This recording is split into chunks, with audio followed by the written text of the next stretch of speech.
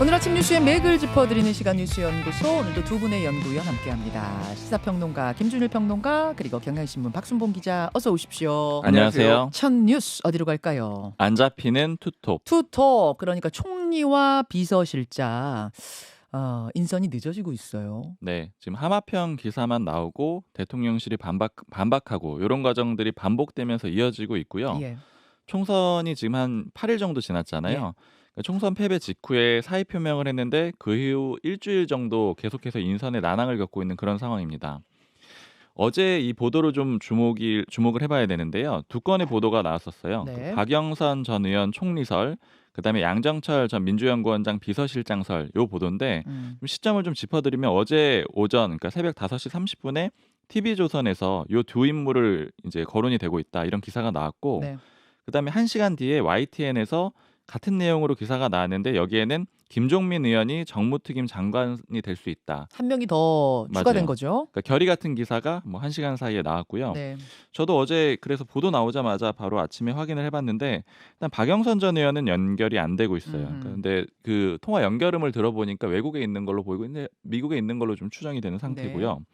그다음에 양정철 전 원장은 뭐 다른 언론사 통해서, 그러니까 그 측근들이 한 얘기로는 더 다른 자리를 맡을 생각은 없다 이렇게 얘기를 하고 있고, 네.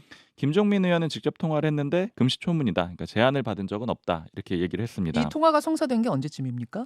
김종민 의원은 거의 바로 했는데 한 7시 좀 넘어서 했어요. 아, 그래요? 네.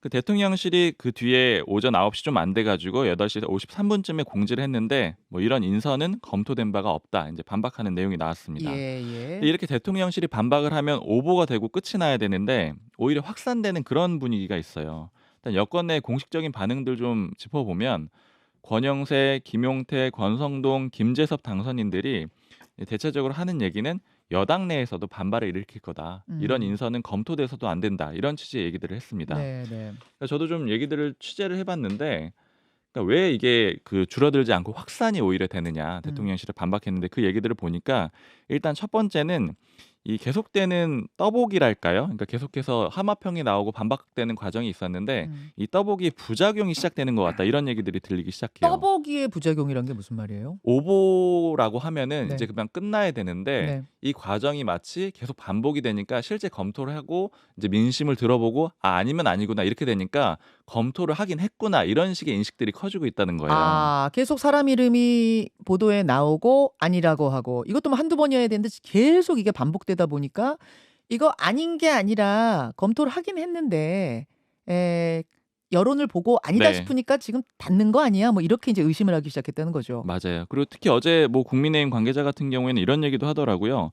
TV조선이 보도하지 않았느냐. 그러니까 보수층에서는 좀 같은 편이라고 생각을 하는데 그럼 뭔가 있겠거니 이렇게 생각을 하지 않겠느냐. 이런 식의 인식들이 점점 좀 확산이 되고 있다라는 거고요. 그리고요, TV조선과 YTN이 거의 동시에 냈잖아요. 맞아요. 시간대도 그랬어요. 게다가 실명을 적시해서 넣었잖아요. 뭐 박순봉 기자, 김준일 기자 더 잘 알겠지만 기자가 이 정도를 실명 넣어서 쓸 땐 소문만 가지고 쓰지 않지 않아요? 맞아요. 그리고 시점이 말씀하신 대로 1시간 차이고 그럼 일단 모 관계자가 동시에 뭐 릴리즈라고 할 수 있죠. 그러니까 좀 얘기를 해줬을 가능성이 굉장히 좀 높다라고 게다가 추정이 그 되는 말을 거죠. 한 관계자라는 사람이 어느 정도 믿을 만한 고위직, 신뢰할 수 있는 정도 인물일 때 쓰는 거 아니에요? 그렇죠. 당연히 그런 판단이 회사 전체적으로 해서 내는 거거든요. 이런 경우에는. 그래서 이제 좀 믿을 수 있다라는 그런 얘기들이 좀 뒤늦게 나오고 있는 거고요.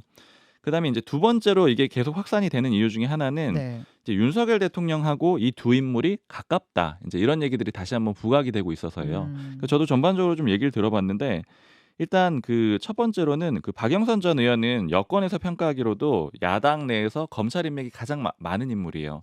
그리고 특히 윤석열 대통령과의 관계를 좀 물어보니까 뭐 법사위원장 때 친했던 건 이미 잘 알려져 있고 네. 사실 더 그 전에 예전에 최동욱 전 검찰총장이라고 있었는데 네. 이제 윤 대통령의 일종의 뭐 사수 내지는 이제 윗사람이었는데 그때부터 좀 윤 대통령이랑 다 같이 좀 친했다라는 거예요. 그래서 굉장히 관계가 좋다, 가깝다 이런 얘기들이 들리고. 근데 그 당시에는 사실은 그러니까 윤석열 대통령이 검사 시절에는 네. 민주당과 더 친했던 게 사실이잖아요. 맞아요. 근데 전반적으로 다 박영선 친했었죠. 그 당시에 의원이 법사위원장이었던 거고. 그렇죠. 그죠? 그리고 양정철 전 원장도 사실은 그런 이유에서 좀 가까웠던 거고요. 예.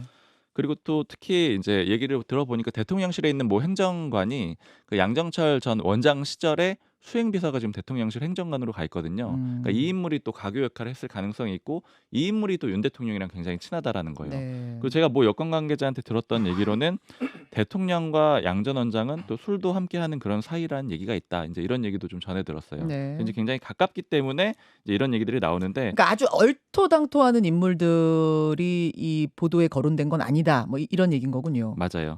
그런데 이제 이것 때문에 사실 더 반발이 나오고 있는데 어제 뭐 다른 관계자 얘기로는 이런 얘기를 하는 거예요. 그러니까 야당 사람을 지금 상황에서 쓸 수는 있다. 근데 예를 들어서 뭐 환경부 장관, 뭐 노동부 장관, 그러니까 어떤 상징적인 전문가를 데려와서 협치를 하는 건 괜찮은데 이거는 친한 사람을 데려오는 것 같이 보이지 않겠느냐 이런 반발이 나오는 겁니다. 그리고 또 야권 인사라도 수용을 하면 안 된다는 얘기들도 또 많은데 박영선 전 의원에 대한 좀 비판적인 얘기들이 있어요. 총리 그 표결할 때 통과가 되겠느냐, 오히려 여당에서 이탈표가 나올 거다 이런 얘기들이 좀 나오거든요. 이게 무슨 얘기냐면 박영선 전 장관이 공격수 역할을 많이 해왔잖아요. 예, 대여 예. 공격수 역할을 해왔고 네. 이렇게 표현하더라고요. 박영선이 우리한테 난리친 게 얼마냐. 어허. 우리 입장에선 박영선이랑 추미애는 별로 차이가 없다.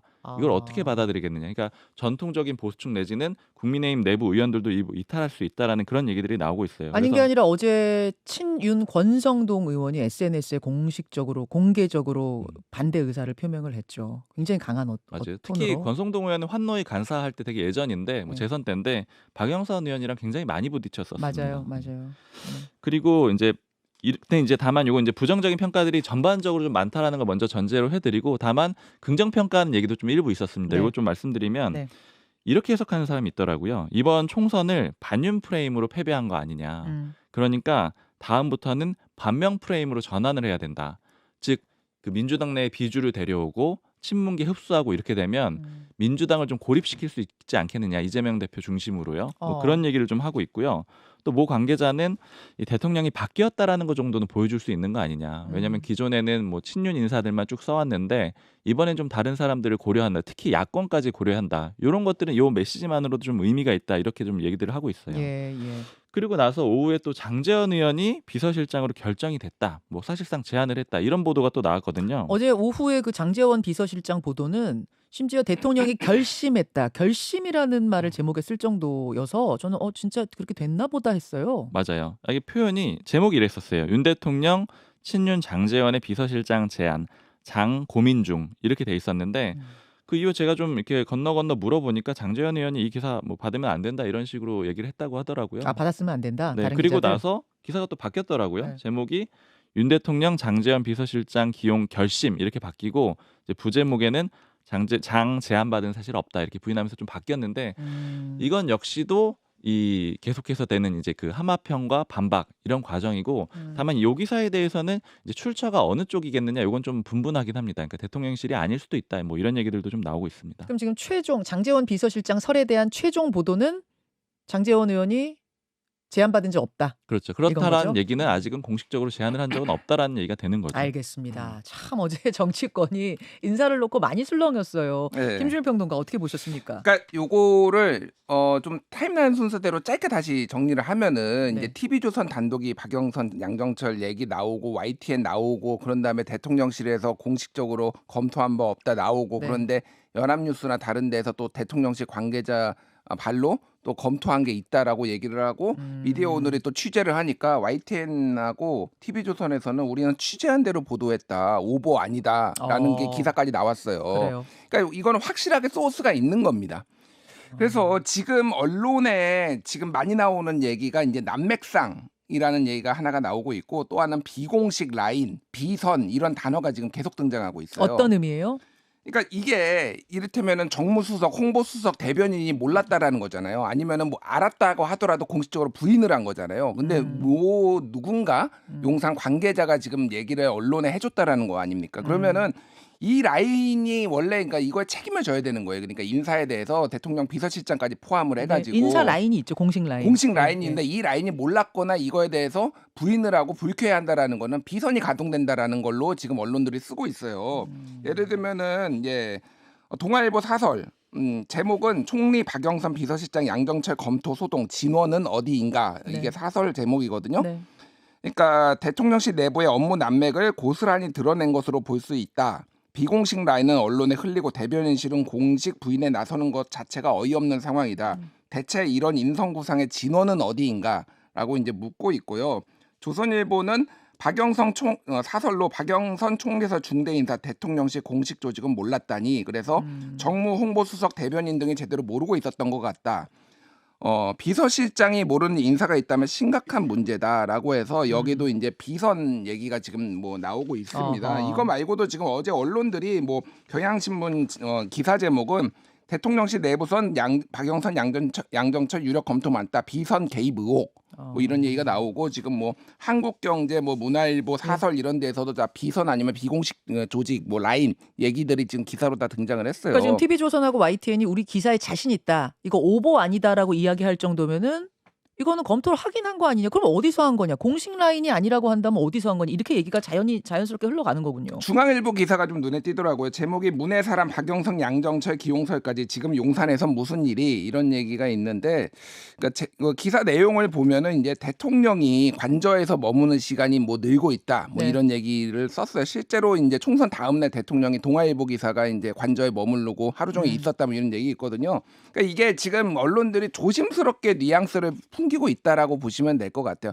딱 집어서 하지는 않지만은 도대체 그러면 이게 이제 김건희 여사 라인이냐 뭐 이런 식으로 지금 언론의 표현까지 나오고 있어요. 그러니까 이게 지금 어쨌든 굉장히 안 좋은 신호다. 뭐가 됐든 이게 진실이 뭐가 됐든 굉장히 안 좋은 신호라는 거는 이게 예전에 박근혜 정부 뭐 때 이를테면은 뭐 문고리 3인방이라든지 이런 식으로 좀 비공식 라인 문제가 굉장히 커져가지고 이제 이게 상당히 국정이 어려워졌거든요. 그런 것들을 지금 많은 언론들이 지금 암시하고 있거나 지금 추정하고 있거나 이런 식으로 좀 보면 될 것 같습니다. 그래서 이게 지금 특히 이제 뭐 여당도 반대하고 야당도 반대하고 이런 거를 만약에 이게 이게 뭐 사실이라고 한다면은 정무적 감각도 떨어지는 거 아니냐 쉽게 얘기를 하면은 뭐든.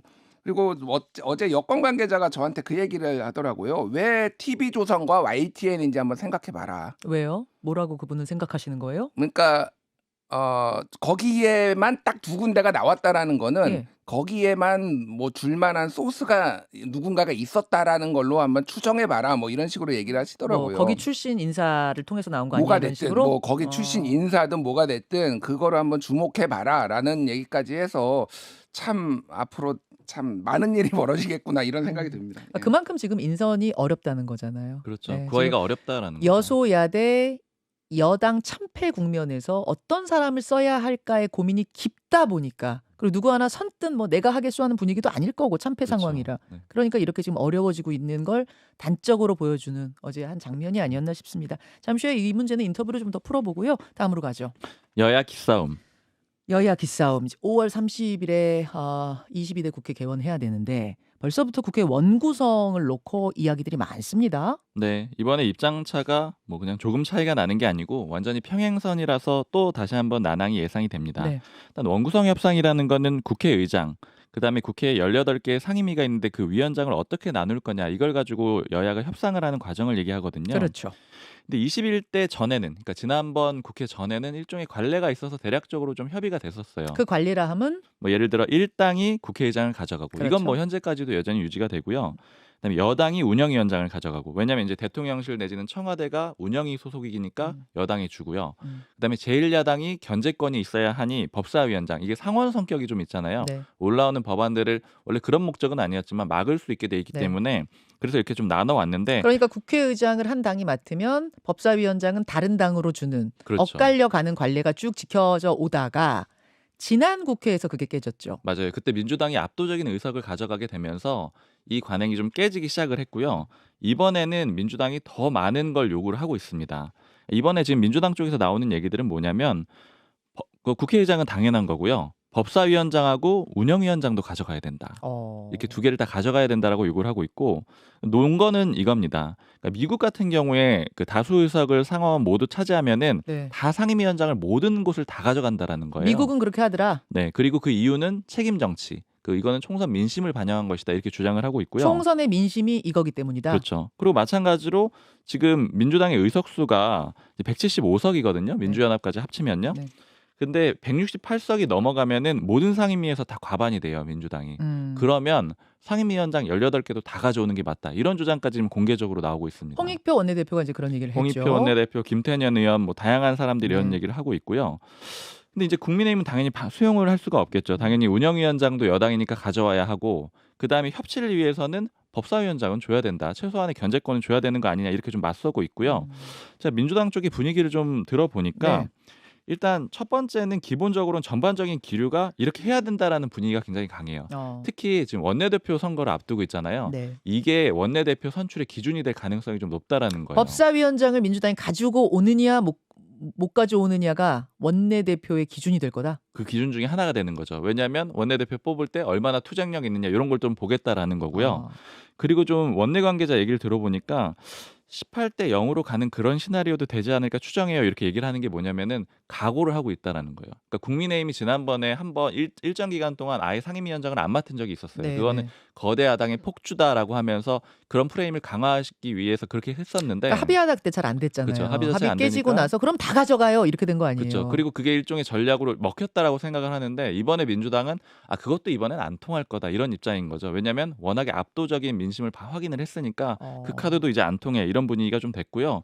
좀 얘기하는 거는 법사위원장이 로비 창구처럼 됐다. 그리고 법사의 기능 자체를 좀 줄여야 된다. 이게 무슨 얘기냐면 법사위원장 한 명만 잘 이렇게 로비를 하면 법안을 막을 수가 있고 그다음에 법사의 기능 워낙 강하잖아요. 네. 그러니까 이 기능 자체를 만약에 좀 없앨 수 있으면은 그러면 줄 수 있는데 그게 아니라면 다 가져와야 된다. 이런 분위기가 좀 전반적으로 강합니다. 민주당이 지금 그 부분에 대해서 굉장히 강한 분위기로 가고 있고 국민의힘 입장에서는 이것도 양보 못하는 문제일 거 아니에요. 그쪽 그렇죠. 입장에서. 국민의힘의 그러니까, 논리는 거대 야당이 이렇게 다 폭주하는데 최소한의 견제권은 줘야 되는 거 아니냐 이런 거죠. 그러니까 이제 원구성 협상이 상당한 난항을 겪을 거다 이렇게 생각할 수밖에 없네요. 김준일 평론가. 예. 그러니까 이게 박순봉 기자도 얘기했지만은 4년 전 데자뷰예요. 맞아요. 그러니까 2020년 끝나고 그때 전반기 이제 두 번으로 나누잖아요. 2년씩 이렇게 네. 상임위원장 교체하는데 전반기 때 18명의 상임위원장을 민주당이 다 가져갔습니다. 그때 이제 김종인 비대위원장이 그 얘기를 했어요. 야, 다 가져가라고 그래라, 쟤들. 그래서 18대 0 된 거잖아요. 예, 그러니까 그게 이제 그 민주당의 폭주가 부각될 것이다라고 했고 실제로 그게 어느 정도로 맞아 떨어져서 이제 정권 교체까지 했다라는 게 이제 국민의힘의 그때 당시 반응이었는데 지금은 조금 달라요. 그러니까 정부가 어쨌든 지금은 보수고 그때는 이제 민주당 정부였으니까 네. 조금 입장이 다르고 그러니까 공세를 이제 저지하고 어떤 방어선이 뚫린다는 이런 국민의힘은 그런 느낌을 받는 거예요. 그러니까 그래서 특히 이제 법사위원장 같은 경우에는 여러 가지 현안들 뭐 여러 가지 이제 특검이라든지 뭐 이런 것들의 최후 이제 방어선이라는 느낌이 있어서 이거를 이제 어떻게 할지가 중요할 것 같고 즉 재밌는 기사를 좀 봤는데 국민일보가 썼는데 하루 대여섯 건 기자회견 여는 총선 후 영회 목소리 실종. 그런데 여당의 기자회견은 0회 예. 안 하고 있고 야당은 기자회견 하루에 막 대여섯 건 하고 있어요. 예, 지금 계속 그렇게 하고 있다라는 거예요. 그러니까 지난 11일부터 17일까지 모두 40건이었는데 다 야당이 했다라는 겁니다. 그러니까 지금 다른 분위기를 보여주는 거네요. 위축돼 있어요. 네, 지금 국민의힘이 위축돼 있는 거가 맞는 것 같고 지금 야당에서 지금 강력하게 추진하는 거는 최상병 특검 네. 요것도 있고요. 지금 전세 사기법도 야당에서 지금 이번에 다음 회기 넘어가기 전에 국회 출범하기 전에 처리하자라고 요구를 하고 있고 좀 여당에서는 약간 난색을 지금 표하고 있는 상황이라서 어떻게 협상이 되는지 좀 지켜봐야 될 것 같습니다. 자, 국회 분위기 짚어주셨고 다음으로 가죠, 박 기자. 커지는 이화영 술판 진술. 민주당과 검찰의 설전이 계속 커지고 있습니다. 네, 이거 간단히 짚어보면 이화영 전 그 경기도 평화부지사가 그 작년 6월에 검찰이 자신을 회유했다라고 주장을 한 거예요. 그러니까 검찰의 어디 조사실에 창고라고 쓰인 방에 가가지고 거기에서 뭐 술하고 연어 회덮밥, 그러니까 구치소에서 먹을 수 없는 음식을 쌍방울 관계자로 추정되는 사람들이 가져와가지고 먹었고 이 과정에서 그 김성태 전 쌍방울 회장 같은 사람들이 있었다. 즉 이 얘기는 이 회유를 하기 위해서 검찰이 판을 만들어줬고 쌍방울 쪽에서 나선 것이다. 이렇게 주장을 하고 있고요. 이 흐름을 보면은 작년 6월에 이 전 부지사가 한번 진술을 바꿔서 논란이 됐었던 적이 있거든요. 있죠. 원래 이재명 대표는 상관없다라고 하다가 이 대표한테 보고한 적이 있다라고 진술을 바꿨는데 이 회유가 이 중에 하나였다. 그 방식 중에 하나였다. 이렇게 주장을 하고 있는 겁니다. 검찰은 즉각 당연히 반박을 했었었는데 이 문제가 커지고 있어요. 이게 왜냐면은 이재명 대표하고 민주당이 등판하면서입니다. 그러니까 이재명 대표가 이번 주 월요일부터 언급을 하기 시작을 했거든요. 최고위원회의에서 그렇게 하는 게 검사 승인 없이 가능하겠느냐. 이거 CCTV 공개해야 된다 이런 주장을 폈고요. CCTV가 근데 없다면서요. 맞아요. 보관 지금 기간이 끝났다면서요. 검찰이 재반박을 하는 과정에서 나왔는데 보관 기간이 30일이고 그다음에 복도에만 설치가 돼 있대요. 그러니까 예. 이제 그 안에서 뭐 술자리가 있었는지는 확인할 방법이 CCTV로는 없는 상태고요. 지금 민주당 차원에서도 나섰거든요. 어제 진상조사단 꾸리겠다 이런 입장도 내놨고 그다음에 검찰 독재 정치 탄압위원회라고 원래 기구가 있는데 네. 오늘 수원지검, 수원구치소, 대검 항의 방문을 합니다. 지금 계속해서 이화영 전 부지사 쪽에서도 입장이 또 나오고 있는데 언론 보도를 통해서요. 네. 뭐 예를 들어 장소가 창고가 아니라 영상 녹화 조사실이었다 뭐 이런 식으로 나오고 있는데 검찰 쪽에서는 전반적으로 다 조사를 해봤대요. 그랬더니 술은 물론이고 음식도 들어간 적이 없다 이렇게 아. 반박을 하고 있고 그다음에 법적 조치하겠다 이렇게 예고한 상태입니다. 자, 여기까지 두 분 수고하셨습니다. 감사합니다. 김현정의 뉴스쇼는 시청자 여러분의 참여를 기다립니다. 구독과 좋아요, 댓글 잊지 않으셨죠? 알림 설정을 해두시면 평일 아침 7시 10분 실시간 라이브도 참여하실 수 있습니다.